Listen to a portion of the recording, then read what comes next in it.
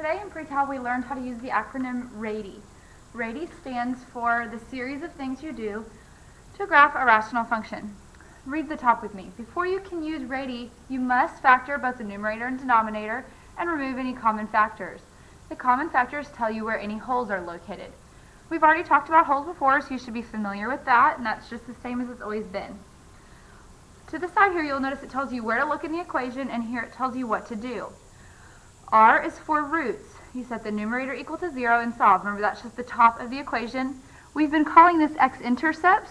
Means the same thing. Means also the same thing as the zeros. Just different terminology. A is for asymptotes, the vertical asymptotes. You set the denominator equal to 0 and solve for x. In graph, we've been doing that all along as well. T is for tangency.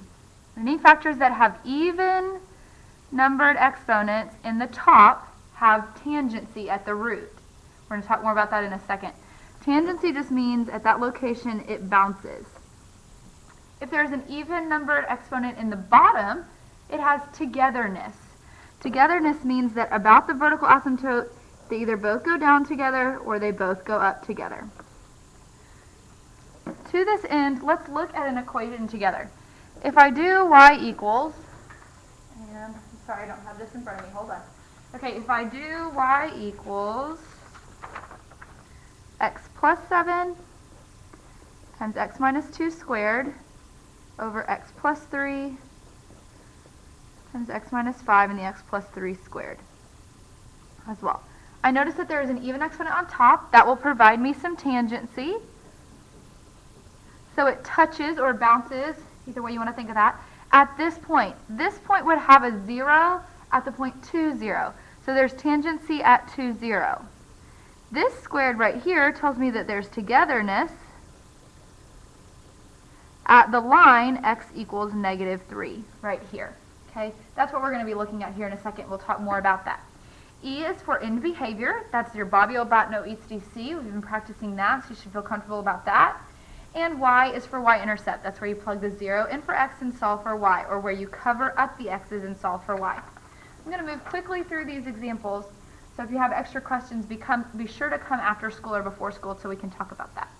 On the first one, I need to factor the top and bottom, so I have x minus 1 over x plus 2 times x minus 2. There are no holes. If I set my top equal to 0, x minus 1 equals 0 means that x will be 1, comma 0. My vertical asymptotes from the bottom, x equals -2 and x equals 2. Tangency, there's no squareds up the top. Togetherness, no squareds down and bottom. Also, guys, notice here that I'm looking at the factored form when I'm looking for tangency and togetherness. In behavior, Bobbio-Botno eats DC. This one is Bobbio. So the horizontal asymptote is y equals 0. And the x-intercept, if I cover these up, is -1 over 4, which is 1/4. Okay, I'm going to graph everything I know.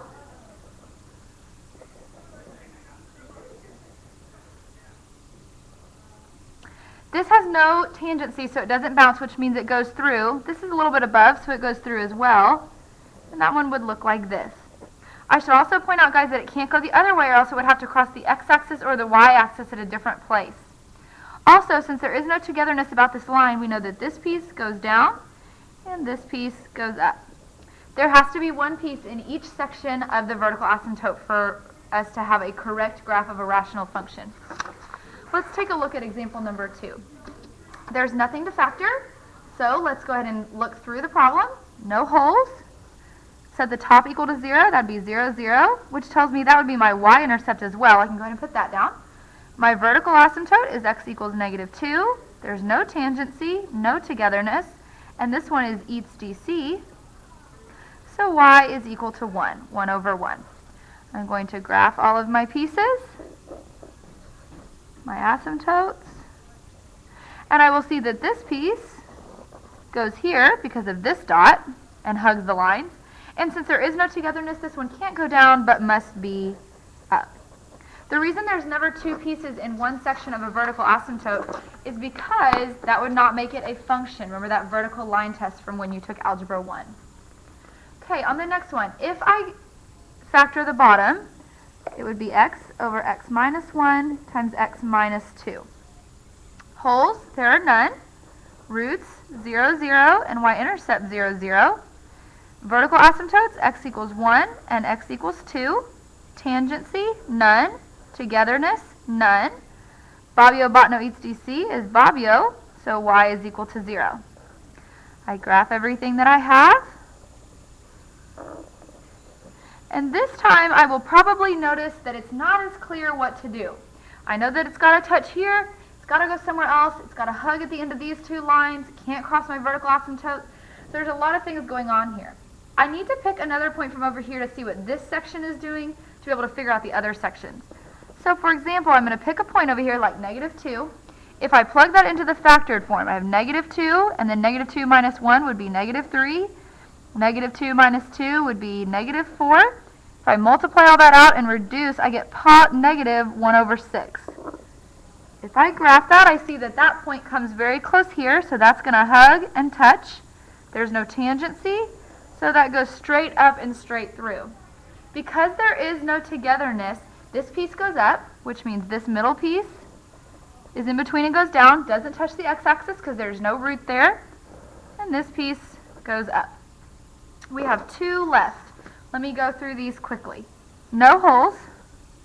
And actually, I'm going to skip that one. If you need more help, I'll go over that one in class. Let's do this very last one together. No holes here. The roots would be -1, 0, 2, 0. The vertical asymptote would be x equals -3 and x equals 4. There is tangency because there's a squared here, and it's at x equals 2 because that's where it happens. There is togetherness at x equals -3. This is eats DC. If I factored all of these things out, they would both be 1x cubed on top and bottom, and there is a little negative here, so it's y equals -1. And our y-intercept, if I plug in zeros everywhere, I get 1 times -2 squared, which is 4. Put that negative from out front. 3 squared, which is 9, times -4. And all of that reduces to 1/9. So I have 0, 1/9. If I graph all of that, I have -1, 0, 2, 0, 0, 1/9. An asymptote here, an asymptote here, and an asymptote here. Okay, now, because there is tangency here, it bounces either up or down. In this case, I know it bounces up because that's the only way that it can go through here. So it's going to bounce up and go this way, which means it crosses here and goes down. I know that there is togetherness around the line x equals -3, so that means this one also goes down. There is no togetherness here, so this one can't go up, but must also go down. If you have questions, be sure to see me in tutorials.